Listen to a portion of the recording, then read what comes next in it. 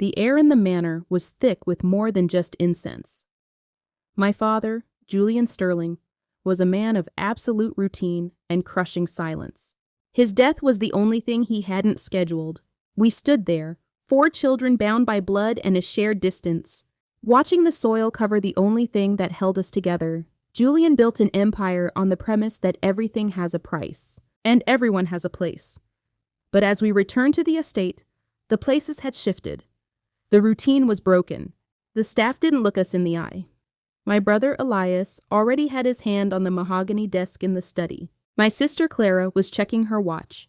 We were waiting for the distribution of the spoils, unaware the game had changed. Before Julian's heart even stopped, he had left something on the desk that wasn't a bank statement. A single, unmarked envelope. The seal was broken, but the contents were not what any of us had signed up for. The study felt smaller as we gathered.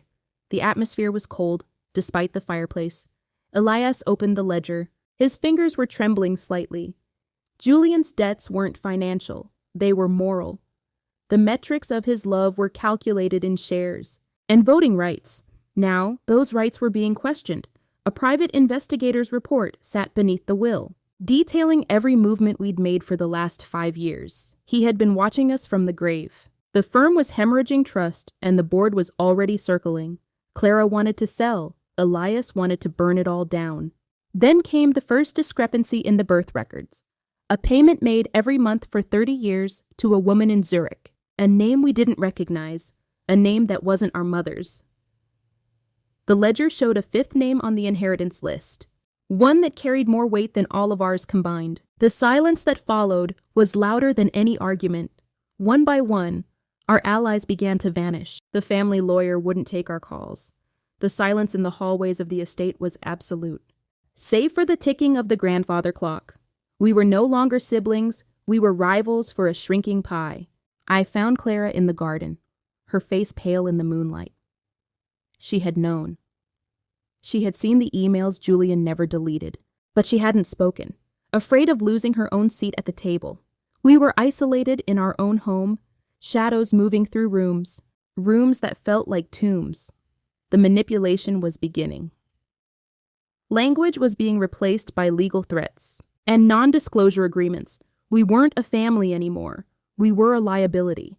I found a photograph in the safe, and it wasn't of any of us. Elias made his move at midnight.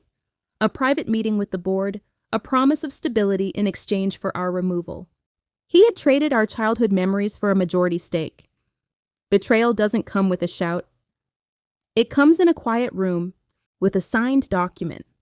I saw the email he sent, CCing the very woman father had hidden from us. He wasn't just taking the company. He was inviting the outsider in to finish us off. The real cost of the empire was finally being calculated. It wasn't in dollars, but in the complete collapse of our shared history. We had lied to each other for so long that the truth felt like a foreign language. The woman from Zurich was already at the gates. She didn't want the money.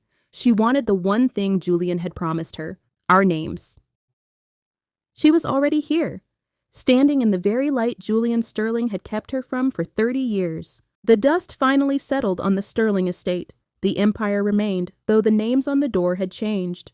Elias sits in the big chair now, though he never sleeps. Clara moved to the coast, leaving only a forwarding address. We survived the moral collapse, but we didn't survive each other. The aftermath is a quiet affair. Sunday dinners replaced by cold correspondence. The family moves on because the alternative is to acknowledge the void. Someone had to pay for Julian's secrets, and we all handed over our souls. But the real cost remains hidden in the fine print of the new agreement. We are still bound by the same lies, just under new management.